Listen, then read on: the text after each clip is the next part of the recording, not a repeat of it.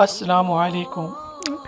Video سے start سے پہلے ایک ریکویسٹ ہے کہ آپ کائنڈلی ویڈیو کو لائک اور کمنٹ ضرور کر دیا کریں تاکہ مزید لوگوں تک یہ ویڈیو پہنچے، اور درود شریف ایک مرتبہ درود شریف ضرور پڑھ لیجیے۔ جزاک اللہ خیر۔ یہاں کامیابی کا اعلیٰ معیار نہیں بیان کیا جا رہا، بلکہ اس کا کم سے کم معیار بیان کیا جا رہا۔ میں ذرا توجہ دلاؤں گا اس بات کی طرف، سطحی طور پر ذرا ہو سکتا ہے کہ اس میں کوئی مغالطہ پیش آ جائے۔ تقابل کیجئے ذرا، ایک سورۃ العصر ہے، والعصر ان الانسان لفی خسر الا الذین آمنوا وعملوا الصالحات وتواصوا بالحق وتواصوا بالصبر۔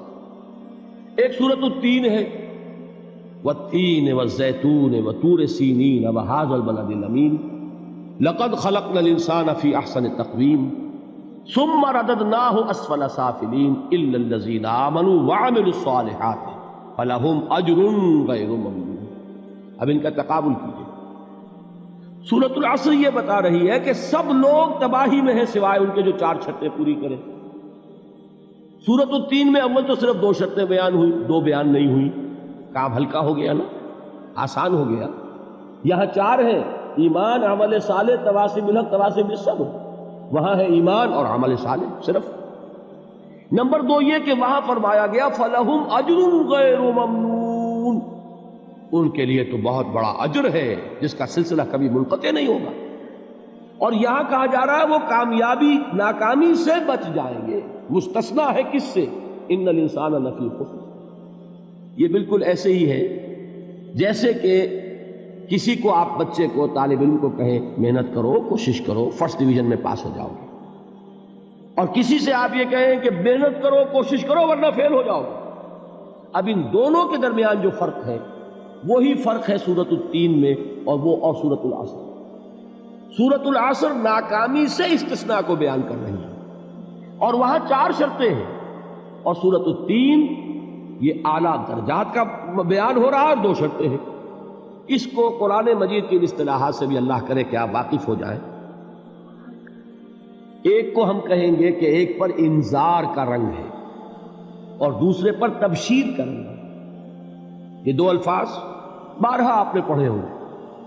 سورہ بنی اسرائیل میں فرمایا حضور سے مخاطب ہو کر وَمَا أَرْسَلْنَاكَ إِلَّا مُبَشِّرًا وَنَذِيرًا، اے نبی ہم نے نہیں بھیجا آپ کو مگر بشارت دینے والا اور خبردار کرنے والا بنا کر۔ سورہ کہف میں جمع کے صیغے میں آیا وَمَا نُرْسِلُ الْمُرْسَلِينَ إِلَّا مُبَشِّرِينَ وَمُنذِرِينَ، ہم نہیں بھیجتے رہے اپنے رسولوں کو مگر مبشر اور نذیر بنا کر۔ حضور کے بارے میں فرمایا اِنَّا أَرْسَلْنَاكَ شَاهِدًا وَمُبَشِّرًا وَنَذِيرًا۔ جمع کے صیغے میں سورہ نساء میں فرمایا رُسُلًا مُبَشِّرِينَ وَمُنذِرِينَ لِئَلَّا يَكُونَ لِلنَّاسِ عَلَى اللَّهِ حُجَّةٌ بَعْدَ الرُّسُلِ وَكَانَ اللَّهُ عَزِيزًا حَكِيمًا۔ ایک ہے ابشار، بشارت دینا، ایک ہے انذار، خبردار کرنا۔ اور آپ کو معلوم ہے کہ کسی بھی تربیت کے اندر ان دونوں چیزوں کی ضرورت ہے۔ کبھی ایسا ہوتا ہے کہ ڈانٹ ڈپٹ کی ضرورت پیش آتی ہے، دھمکی کی ضرورت پیش آتی ہے، باز آ جاؤ، اپنے رویے کو درست کرو ورنہ پکڑ ہوگی، سزا ملے گی۔ کبھی آپ شاباش دیتے ہیں، ہمت کرو، گھبراؤ نہیں، تمہارے اندر صلاحیت ہے، مایوس نہ ہو، ہمت تمہاری کیوں جواب دے رہی ہے، تم بڑے ذہین ہو، محنت کرو، بڑے اعلیٰ درجات ملیں گے۔ قرآن مجید میں یہ دونوں رنگ ہیں جو اختیار کیے گئے، ایک تبشیر کا رنگ ہے، ایک انذار کا رنگ ہے۔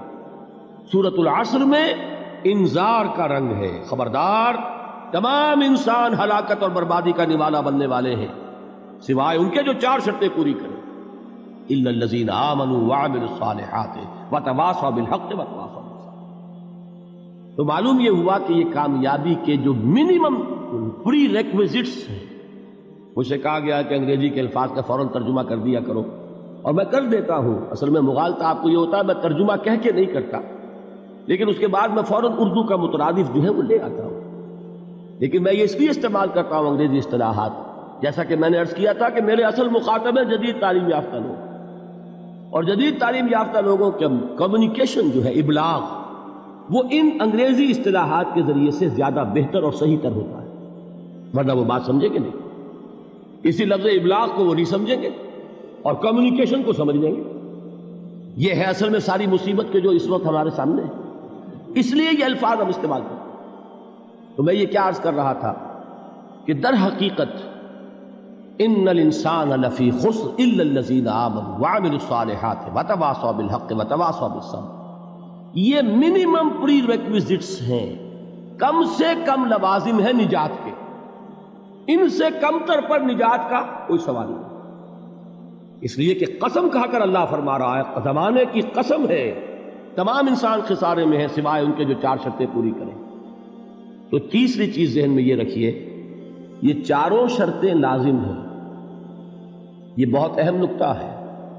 ابھی ہم نے کسی لفظ کی گہرائی میں اتر کر نہیں دیکھا ہے، ابھی تو ہم سرسری طور پر تذکر بالقرآن کے مرحلے میں ہیں۔ پہلی بات کیا معلوم ہوئی، اس میں کامیابی اور ناکامی کا ایک معیار سامنے آیا، ٹھیک۔ نمبر 2، یہ کامیابی کے کم سے کم شرائط کا بیان ہے، منیمم ریکوائرمنٹس۔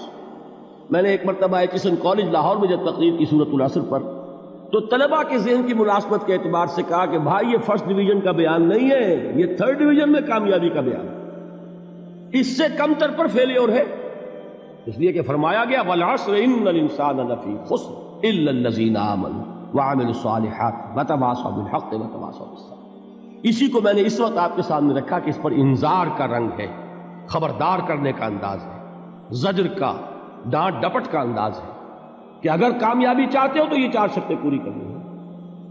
اب تیسری بات جو عرض کر رہا ہوں یہ اہم ترین ہے کہ یہ چاروں شرطیں لازم ہیں۔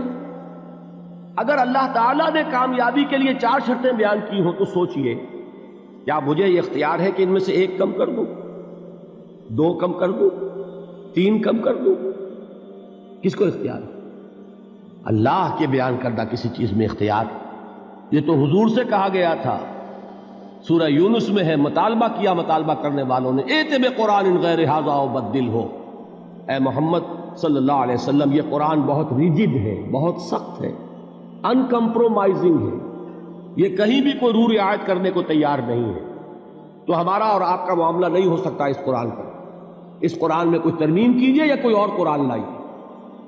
تو حضور سے کیا کہلوایا گیا، قل ما یکون لی ان ابدلہ من تلقاء نفسی ان اتبع الا ما یوحی الی، اے نبی ان سے کہہ دیجئے میرے لیے ہرگز ممکن نہیں ہے کہ میں اس قرآن میں اپنے جی سے کوئی ترمیم کر دوں، کوئی تبدیلی کر دوں، میں تو خود پابند ہوں اس کا جو مجھ پر وحی کیا جا رہا ہے، سب سے پہلے میں خود اس پر عمل کرنے والا ہوں، میں خود اس کا پابند ہوں۔ تو غور کیجئے، قرآن بیان کر رہا ہے کہ 4 شرطیں ہیں نجات کی، اور آپ کے دل میں یہ بات بٹھا دی گئی ہے کہ صرف کلمہ گو ہونا نجات کے لیے کافی ہے، صرف ایمان سے نجات ہو جائے گی۔ یہ بات جو ہے ذہن میں رکھیے، ایک نجات وہ ہے جو ہزار برس تک جہنم میں کوئلہ بننے کے بعد نجات ہو، میں اس نجات کی بات نہیں کرتا، وہ نجات تو ملے گی یقیناً۔ جس شخص کے دل میں رائی کے دانے کے برابر بھی ایمان ہوگا، وہ اپنے اعمال کی، اپنے کرتوتوں کی سزا بھگت کر بالآخر جنت کے اندر داخل کیا جائے گا، جہنم سے نکالا جائے گا، اور نکالا جائے گا تو اس وقت حال کیا ہوگا، جیسے جلا ہوا کوئلہ، اس کے سوا کچھ نہیں۔ حدیث میں اس کی شرح آئی ہے۔ لیکن یہ نجات نہیں، نجات وہ کہ جو اللہ تعالیٰ میدان حشر ہی میں ہماری مغفرت کا اعلان فرمائے، اللہ تعالیٰ اول وہلے میں ہمیں جنت میں داخل فرمائے، اس نجات کی بات کر رہا ہوں۔ وہ نجات جان لیجئے محض کلمہ گو ہونے کی بدولت نہیں ملے گی، اس نجات کے لیے شرط اول ایمان، شرط دوم عمل صالح، شرط ثالث تواصی بالحق، اور چوتھی شرط تواصی بالصبر۔ یہ قرآن کا بیان ہے، یہ کسی انسان کا کلام نہیں ہے کہ اس میں ترمیم کی جا سکے۔ مزید اسلامی واقعات اور بیانات کے لیے ہمارے چینل کو سبسکرائب کرنا مت بھولیے، اور لیٹسٹ اپڈیٹ کے لیے بیل آئیکن پر کلک کرنا مت بھولیے۔ جزاک اللہ خیر، السلام علیکم۔